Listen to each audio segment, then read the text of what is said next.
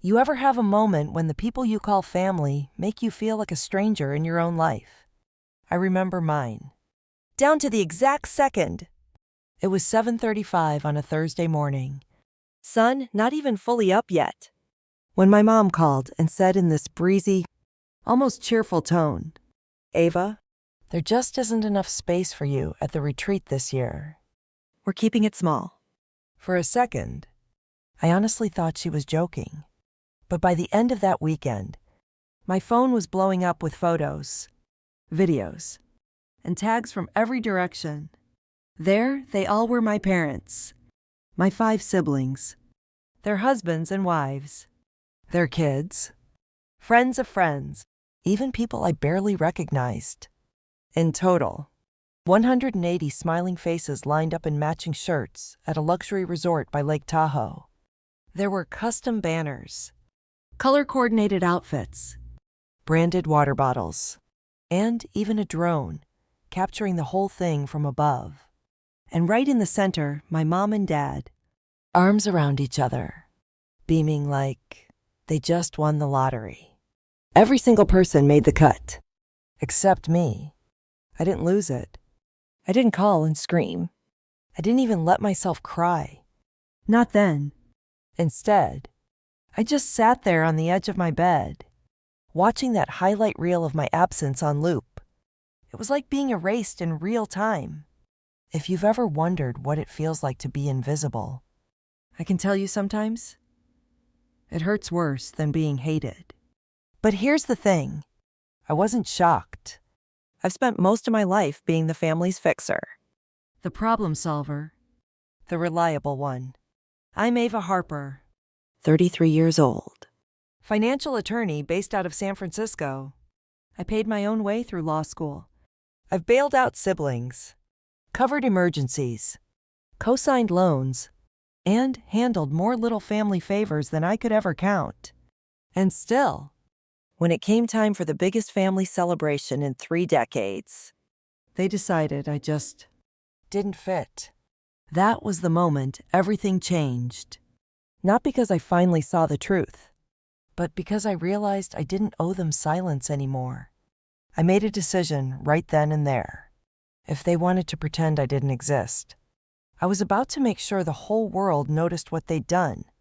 So before I tell you exactly how I flipped this story on its head, let me ask, have you ever been excluded by your own family? Have you ever done everything right and still found yourself on the outside looking in? If you know that feeling, hit like, drop a comment, and subscribe. Because what happened next, nobody saw coming, not even me. Let's rewind for a second. Because to really understand how this all happened, you need to know the Harper family from the inside out. We looked like a postcard from the outside. My parents, Douglas and Mary Ann, were the picture of old-school respectability. My dad had this firm handshake and a voice that could hush a room. My mom, she ran everything from charity fundraisers to Sunday church potlucks, like a general disguised as a hostess. Everyone in our suburban neighborhood looked up to them. They were the Harpers, the couple who threw legendary 4th of July parties and never missed a birthday or graduation. At least, not if you were one of their favorites. Now, in the Harper family, everyone had a role. Chloe was the firstborn, the golden girl with the straight A's, destined for Ivy League glory. Maddie, the next in line, always played peacekeeper, smoothing over fights and writing thank you notes by hand. Ethan, my younger brother, was the family's superstar musician, social media darling, the kid who never faced real consequences. Sam, older than Ethan, but somehow always overlooked, was the resident comedian, cracking jokes even when nobody was laughing. Rachel, the baby, was the one everyone doted on. Then there was me. I was third in line, right in the middle, and my label was the responsible one. That sounds harmless, right? But in my family, responsible was just code for invisible. I was the fixer, The person everyone called when they needed bail money, legal advice, or someone to look over their taxes at midnight. In college, when Chloe missed a rent payment, I wired her $1,500 without a word. When Ethan wrecked his car senior year, I spent a week negotiating with the insurance company so my dad's premiums wouldn't skyrocket. I was 21 when I filed my parents' taxes for the first time. By 25, I was co-signing loans, organizing surprise parties, and flying home to take care of everything behind the scenes. But affection, that was always reserved for someone else. No matter what I did, I was never the favorite. Never the one front and center in those family photos. My birthday was an afterthought once. It got skipped entirely because Ethan had a regional music competition. At my law school graduation, my parents left early to help Chloe move apartments. I told myself it didn't matter, that they were just busy. But each little slight piled up until being invisible felt normal. Still, I convinced myself things would change. I kept giving, kept helping, kept showing up. Maybe if I worked hard enough, I'd finally earn a place at the table.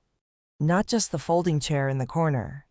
But nothing ever changed, if anything. The older we got, the worse it became. This latest retreat was supposed to be the family's 30th anniversary celebration. My parents rented out a luxury resort in Lake Tahoe. A place with private docks and 5-star service. The kind of place people save up years to visit. The guest list was massive friends, cousins, in-laws, even a couple of local celebrities. It was a big, bold statement. The Harpers had arrived. Everyone who mattered was invited. At least. That's how it looked on Instagram. What stung wasn't just the exclusion, it was how carefully it was hidden. A few weeks before the event, I called my mom, just to check in. I offered to bake her favorite cake for the trip, maybe help with logistics.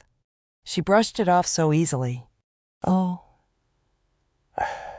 Ava, we're keeping it intimate. Just immediate family. Maybe next year. Okay. The way she said it so casual, so practiced, I almost believed her. That's the thing about being excluded over and over. You learn to doubt yourself first. Then, the night after the retreat, the truth exploded. At a networking mixer for work, my colleague Lisa came over, grinning, phone in hand. Your brother's social media is wild. That retreat looked insane. How did your parents even manage that guest list? And there, on her screen, was a drone video panning over 180 people, every single face I recognized. Smiling, waving, holding up branded Harper family water bottles. My absence wasn't a quiet oversight. It was a public erasure. I felt the room tilt for a second, like gravity was playing a cruel joke. I laughed it off, told Lisa it was a scheduling thing. But deep down, I knew this wasn't a misunderstanding. This was the pattern, now on display for the whole world. From that moment, everything changed. For the first time in my life, I stopped blaming myself. I started wondering what would happen if I stopped letting them get away with it. After that night at the networking mixer, the feeling of being erased didn't fade. It only got louder. It started with the little things, almost easy to ignore if you didn't know the pattern. My cousin Heather sent a group text, attaching a photo of everyone lined up on the dock in their matching blue shirts. She wrote, "Missing only one. Wish you were there, Ava." That might have been sweet, except she CC'd all 179 other guests, making my absence a group joke. I tried to brush it off. I put my phone face down, told myself this was just another Harper oversight. But the reminders were everywhere. Instagram was a wall of grinning faces, my family, my siblings' friends, even people from our old church youth group. Everyone tagged. Everyone included. Everyone except me. And then Ethan, my brother. decided to go live on TikTok. I wasn't even following him, but a friend sent me the clip. The video opens with him spinning around the resort lawn, sun shining, people playing cornhole and drinking cocktails. Harper Family Annual Retreat. Lake Tahoe edition, he shouts into the camera. Might have to rent a whole island next year. There's so many of us. Sorry, Ava. No room for boring lawyers. The comments explode with laughing emojis and inside jokes. My name trending for all the wrong reasons. At work, the humiliation followed me. My boss, Greg, pulled me aside with a look of real concern. You okay? He asked quietly. After a team meeting, a friend of mine was at your family event. It sounded complicated. I could only nod, not trusting myself to answer. It felt like my private shame was turning into public knowledge, a stain I couldn't scrub off. I tried to keep my head down, but the universe wouldn't let me off the hook. Even my clients started to notice. One morning, a woman I just helped through a messy divorce leaned across the table and said, I saw your brother's video. I'm so sorry. Ava, you deserve better. She meant well. But it was like pouring salt in a wound I'd spent decades hiding. And the text kept coming from home. My mom, always the queen of understatements, sent a single line. Hope you're not too upset. It was just logistics. You know how chaotic it gets. Chloe, my oldest sister, chimed in a few days later with, try not to take it personally. You know how mom gets during planning. And Ethan, of course, sent me a video of himself and my parents singing karaoke at the retreat. Family goals, he typed, followed by a wink emoji. If anyone wondered how I was doing, they kept it to themselves. The group chat, the one my siblings used for everything from emergency babysitting to planning holiday meals, was suddenly busy as ever. Except now, I was only included on a few threads. Most conversations I was left out of entirely. Like I'd become contagious. At first, I thought I'd been muted by accident.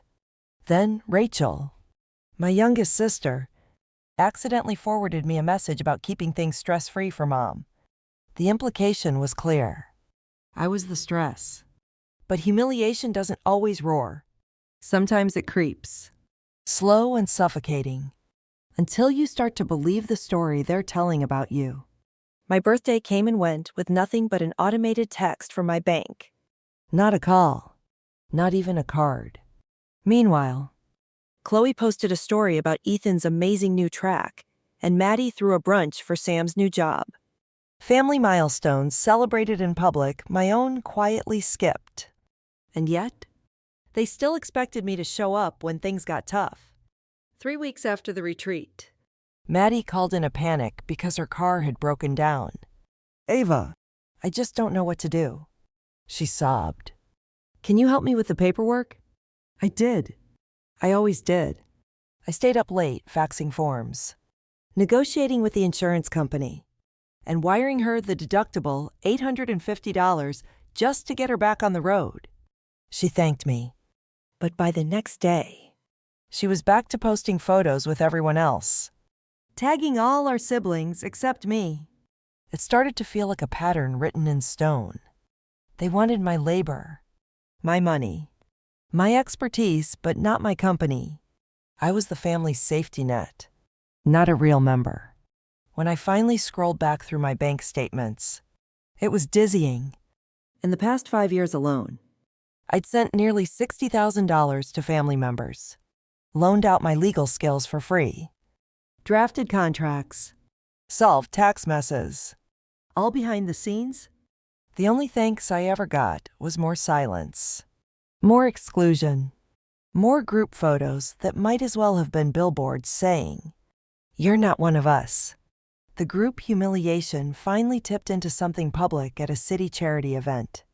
I was there as a volunteer, helping with registration for a fundraiser. Halfway through the night, my parents walked in, arm in arm with Ethan and Chloe. stopping for photos with the mayor. When my mom saw me, she barely nodded. No invitation to join, no recognition at all. Later, I overheard her introduce Chloe to a local news anchor as the daughter who keeps us all together. She didn't mention me, not even as an afterthought. In that moment, something inside me shifted. It wasn't even anger. Not really. It was colder than that. A numbness. Like I'd stepped outside myself and was watching from across the room. I realized I could keep trying to win their approval forever, and it would never be enough. Not if I gave them all the money in the world. Not if I solved every crisis. I was invisible by design. Still, part of me couldn't let go. I started keeping track, screenshots of group chats, copies of emails, records of every dollar sent. It wasn't revenge. At least, not at first. I just needed proof I wasn't imagining all this, that I wasn't crazy. But the more evidence I gathered, the more the truth became impossible to ignore. This wasn't accidental. It wasn't about logistics or forgetfulness. My family had drawn a line, and I'd never really been on their side of it. Looking back, I think I always knew, but seeing it in black and white photos, texts, payments, it finally forced me to ask the question I'd avoided my whole life. What would happen if I stopped letting them use me? What if I stopped playing the role they'd written for me? What if I finally wrote my own story? That thought was terrifying, and for the first time, a little bit thrilling. That numbness from the charity event stuck with me for days. It wasn't just sadness anymore, it was something deeper, almost surgical in its clarity. I found myself replaying the last conversation I'd had with my mom. Her voice echoing, maybe next year, Ava, but I knew there would never be a next year. Not for me. The final straw came on a rainy Monday morning, just 2 weeks after the retreat. I was poring over contracts at my kitchen table when my phone buzzed a new email from my parents. The subject line was "Thank you. Harper family."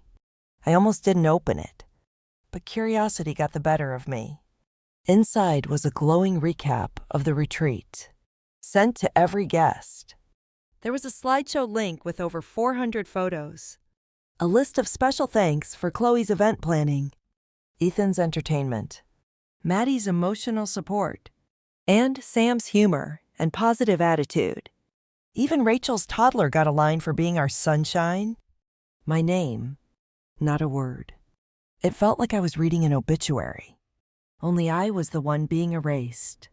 For a long minute, I just stared at the screen. Then I scrolled back through the email, hoping I'd missed something. I hadn't. They had thanked everyone, even people who'd only shown up for an hour. Everyone but me. That's when the switch finally flipped. The sadness faded. In its place was a kind of resolve I'd never known before. Maybe I couldn't change the family I was born into, but I could sure as hell change how I let them treat me. I decided right then I would not just disappear quietly. If they wanted to pretend I was invisible, I would make them face the truth. They'd been hiding from truth, I'd been hiding from myself. I spent the rest of that day going over my records. I pulled up every bank transfer I'd made for family, every dollar sent, every loan never paid back, every contract I'd drafted and signed for free. The numbers staggered me. In just under 5 years, I had given my family almost $60,000 in cash, not counting all the hours of legal work I'd done off the clock. There were emails, text threads, voice messages asking for favors, and screenshots of conversations where my name was left out of every thank you. That's when I realized I didn't just have memories. I had evidence. Cold, hard, irrefutable proof of every time I'd stepped up, and every time they'd chosen to leave me out. My whole life, I'd thought if I just kept working harder, loving more, I'd finally get chosen. But the truth was staring me in the face. I was never meant to belong.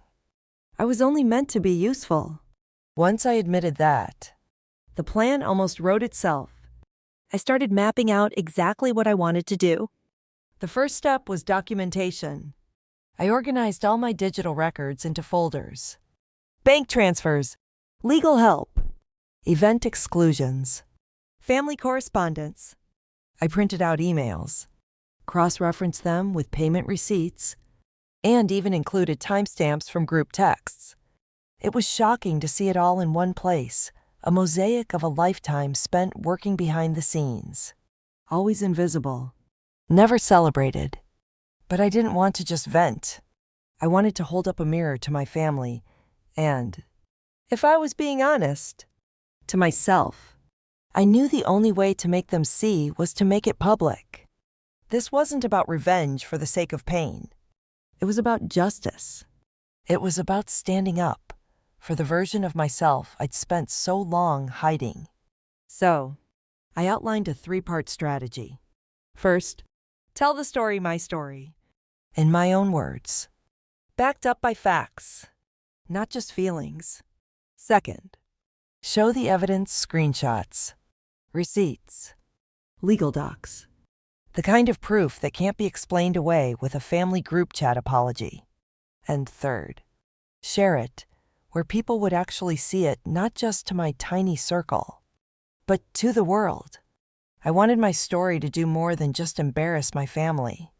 I wanted it to shine a light on a pattern that so many people endure and never talk about. I was tired of feeling ashamed. Maybe if I spoke up, I could give someone else the courage to do the same. With that decision made, I started planning in detail. I picked the platforms LinkedIn for the professional crowd, where my reputation mattered, YouTube for the whole story, and Instagram for the emotional impact.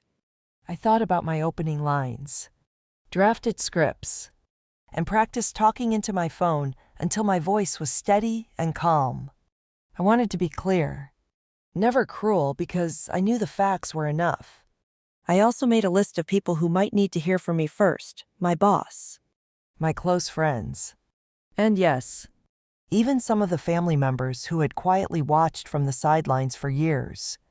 I wanted no one to be blindsided. If I was going to pull back the curtain, it had to be on my terms. By the end of that week, I felt lighter than I had in years.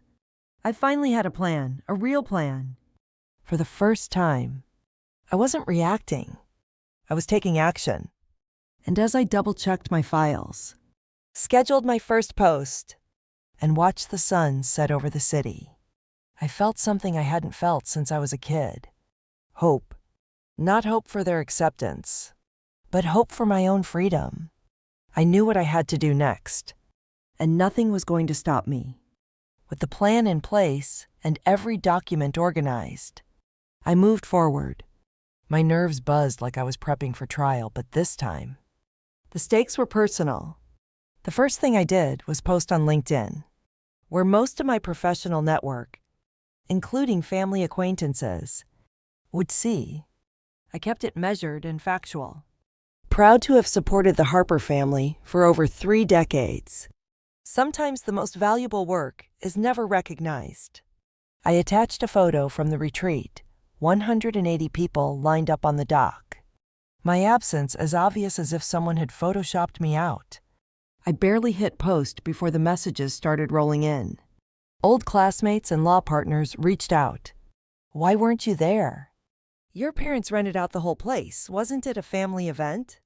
Suddenly, the story I'd carried alone for years was out in the open.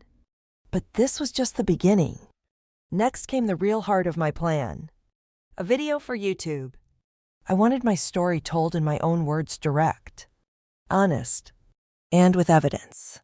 I set my phone on the windowsill, let the city lights glow behind me, and spoke plainly. I talked about being the responsible one, about sending Chloe $1,500 in college, about negotiating Ethan's recording contract for free, about co-signing loans, and fixing tax messes that should have sunk my family. I read aloud the names and dates from my own receipts. No rants. No blame, just the facts. I showed the group chats where I was always the one who solved the crisis, but never got the thank you. Then I displayed my spreadsheet. In 5 years, nearly $60,000 had left my bank account for family emergencies and favors. Every line, every transaction was there. I explained the retreat, the phone call from my mother, the exclusion, and the flood of photos that followed. As I finished, I looked straight into the camera and asked, "If you only matter when you're useful, is that really family?" I posted the video, thinking maybe a few friends would see it. Within a day, it was everywhere. The hashtag "not enough space for me" exploded. People in the comments told their own stories of being the outsider, the family fixer, the one who was always needed but never included. My inbox filled with messages from strangers who finally felt seen. But the ripple effect didn't stop there. A week later, a podcast host invited me on to talk about financial abuse and family scapegoating. The conversation was raw and real, nothing held back. Journalists picked up the thread, digging into public records, even cross-referencing the guest list from the retreat. It became impossible for my family to hide the truth. That's when the family started to panic. My father emailed me a long, formal letter threatening legal action for defamation. My mother tried damage control, posting on Facebook about private family struggles and begging people not to judge without knowing the facts. Chloe called, voice trembling, accusing me of destroying the family's reputation. Ethan tried to flip the script with his own hashtag family first, but no one was buying it. Meanwhile, my evidence kept stacking up. A local newspaper ran a front-page story about financial abuse in affluent families. The article quoted my video, my numbers, even highlighted how often women in successful families are erased and exploited. Chloe's law firm suddenly removed her profile from the partners page, citing personal reasons. Ethan lost 2 sponsorship deals with brands who wanted no part in family drama. My parents were quietly dropped from the charity board they'd chaired for over 10 years. Each consequence felt like peeling back another layer of denial. For years, I'd been the quiet supporter, the fixer in the shadows. Now, the world was finally seeing what I'd lived through, and it was bigger than just my story. People started using the hashtag to share their own pain, building a community around the truth I'd finally made public. But the most unexpected part, the wave of support from people who'd never met me, clients, colleagues, even old neighbors sending messages of validation and gratitude. For the first time, my skills and sacrifices weren't just invisible background noise. They mattered. I mattered. And the Harper family, their silence grew louder with every new headline. Their group chats now filled with accusations, shifting blame, and desperate pleas for me to just let it go. But I had already let go of the guilt, the shame, and the hope that things would ever change if I just tried harder. For the first time, I was in control of the story, and I wasn't about to stop there. When the dust started to settle, the true impact of what I'd done hit everyone in ways none of us could have predicted. For years, my family had kept everything buttoned up, all dirty laundry locked safely behind closed doors. Suddenly, it was all out in the open, and there was no shoving it back. The first real sign was silence. The group chat, once buzzing with memes and favor requests, went cold. For a while, no one said a word to me directly. Instead, I heard everything through back channels, old friends texting, colleagues pulling me aside at work, neighbors dropping hints in the hallway. It wasn't just gossip anymore. It was public knowledge, but the silence didn't last long. Within days, the real consequences started rolling in. Chloe's law firm made an official statement distancing themselves from ongoing family matters. Her name disappeared from their website. Ethan's latest single one he'd poured thousands of dollars and months of effort into quietly vanished from streaming platforms after 2 sponsors pulled out. Sam's improv group canceled their holiday showcase, citing negative press. Even Maddie's PTA circle began whispering, wary of association. My parents took it hardest. Their pride was always tied to their public image, their legacy as the model Harper family. That image shattered fast. Local charities and boards quietly dropped them from leadership positions. The country club, where they'd been members for over 15 years, sent a polite email about reputation management. Their invitations to galas, fundraisers, and town events simply dried up. All those social ties, woven over decades, unraveled almost overnight. At home, things were just as raw. I got a string of frantic voicemails from my mother, some pleading, some angry, all tinged with disbelief. How could you do this, Ava? You're tearing this family apart. My father sent a carefully worded email, trying to sound rational, demanding that I take down the videos and correct the record. Even Rachel, usually quiet, reached out in a shaky voice message, telling me I'd ruined Christmas. But here's what they couldn't understand. I wasn't the one who'd broken us. The cracks had been there for years, hidden under all that perfection and forced gratitude. All I did was turn on the light. The wave of public support, though, was overwhelming in a way I never expected. Hundreds of strangers wrote to me, sharing their own stories of being the outsider, the fixer, the forgotten sibling. The hashtag "not enough space for me" kept trending. People started community threads, sharing resources and advice, even building new support groups. What had begun as my private reckoning turned into something bigger, a reckoning for anyone who'd ever been left out by the people they trusted most. Work, strangely, became a refuge. My boss Greg called me into his office, not to scold, but to congratulate me on my courage. You did what a lot of people only dream of, he said. Standing up for yourself. Telling the truth. You've got guts. Ava, my clients, especially those I'd helped through their own family messes, offered support. Some even referring new business my way. For the first time, my personal life and my professional reputation weren't at odds. If anything, they strengthened each other. My family, on the other hand, spun out in every direction. The old alliances fractured. Chloe blamed Ethan for starting the TikTok mess. Ethan accused our parents of never defending him. Sam withdrew completely, while Maddie, always the peacemaker, tried to play both sides, begging me to let it go, but quietly admitting that she understood why I'd finally snapped. I kept my distance, not out of spite, but because I finally understood that forgiveness and access aren't the same thing. I wasn't angry. I was done. They could sort out their mess without me. The turning point came when a national news outlet picked up the story, framing it as part of a larger conversation about family scapegoating, financial abuse, and the pressure to maintain appearances. Suddenly, my story wasn't just a scandal, it was a catalyst.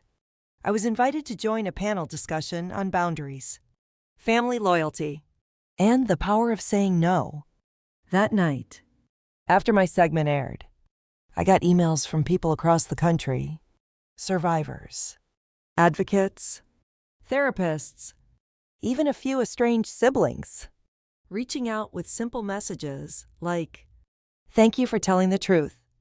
If you had told me a year earlier that my worst humiliation would become my greatest liberation, I never would have believed it." But as the fallout settled and my old life faded away, I found something I never had before: peace. I finally understood that setting boundaries wasn't cruel. It was necessary. Sometimes, the only way to break a toxic cycle is to step outside of it completely. My family lost their perfect image, but I found my voice. Looking back now, it almost feels surreal how much can change in a single year. If you had told me I'd go from being the invisible backbone of my family to someone sharing their story on national television.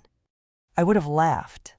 For so long, I thought my only value was in what I could give, what I could fix, how quietly I could accept being overlooked. But I know better now. Here's what I've learned. Being excluded by the people who are supposed to love you is a special kind of heartbreak. It cuts deep, but it also wakes you up. I spent decades convincing myself that if I just gave a little more, worked a little harder, forgave a little faster, maybe one day I'd be enough. But there is no amount of effort that can earn you love from someone determined not to give it. And there is no virtue in letting yourself be used up for the comfort of others. What surprised me most was that the moment I stopped trying to belong, my world actually grew. I built new connections, found people who valued me for who I was, not what I could do for them. My work flourished. Because I finally had the energy to pour into projects and clients that inspired me, I founded a support group for people who had lived through similar betrayals, and it grew faster than I could have ever imagined. Within a few months, the hashtag Not Enough Space for Me had united thousands of stories from people all over the country, each one more powerful than the last. It turns out, my story was never just about me. It's about anyone who's ever been the family fixer. The one in the background. The one left out of the photos and the stories. It's for every person who has sat through family gatherings pretending they didn't notice the empty seat reserved for someone else. It's for the ones who have given everything and finally decided it was time to give back to themselves. There's no neat resolution here. My family and I are still distant. Holidays pass quietly. Just a phone call or a text. Sometimes not even that. They never apologized. Not really. And maybe they never will. But I don't wait for it anymore. I realized the closure I needed was never going to come from them. It came from me, when I stopped handing them the pen to write my story. If you're listening to this, and you've ever felt like there wasn't enough space for you at your own family's table, I hope you know you're not alone. Your story matters, even if they refuse to see it. You have the right to set boundaries. You deserve respect, not just tolerance. And if you're carrying the weight of being the family's invisible support, maybe today is the day you start putting some of that energy back into yourself. So let me ask you, have you ever been the outsider in your own family? What did you do when you finally realized you deserved more? I want to hear your stories. Drop them in the comments. Reach out. Share this video with someone who might need to hear it. And if this resonated with you, hit like and subscribe.